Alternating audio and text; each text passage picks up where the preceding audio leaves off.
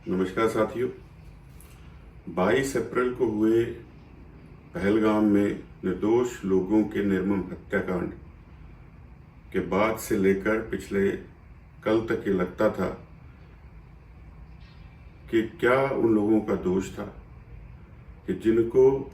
धर्म पूछ पूछ करके निर्मम तरीके से जिनकी हत्या की गई और उनके परिवारों को छोड़ दिया गया, धर्मपत्नियों को छोड़ दिया गया। और ये कहा, जब एक बहन ने पूछा कि ऐसा क्यों कर रहे हो, मुझे भी मार दो, तो उसने कहा इसलिए जिंदा छोड़ रहे हैं ताकि जाकर के ये बात अपने प्रधानमंत्री मोदी जी से कहना। देश के अंदर 22 अप्रैल से लेकर ये आज तक जो है वो बहुत बड़ा रोष था, और उस रोष के बीच में जिस तरह से श्रद्धेय प्रधानमंत्री जी अपना सऊदी अरब का दौरा छोड़ करके आए, अपने सारे कार्यक्रम जो हैं उनको रद्द किया और सेना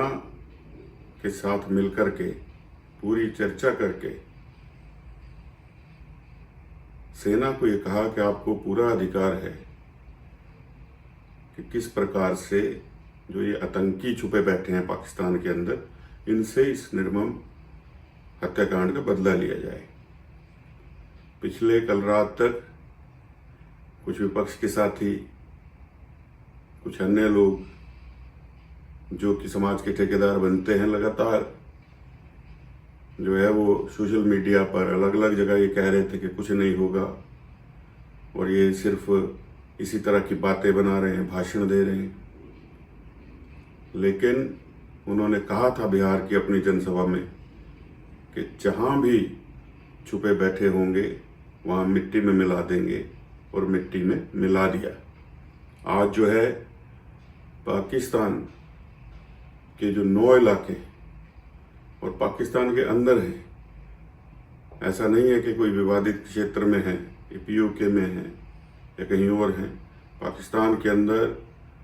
जा कर के 9 ठिकानों पर, जहां पर आतंकियों को ट्रेनिंग दी जाती थी,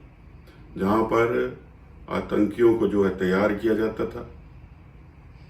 और पूरा मसौदा तैयार किया जाता था कि भारत के अंदर जो है वो अनिश्चितता बनी रहे,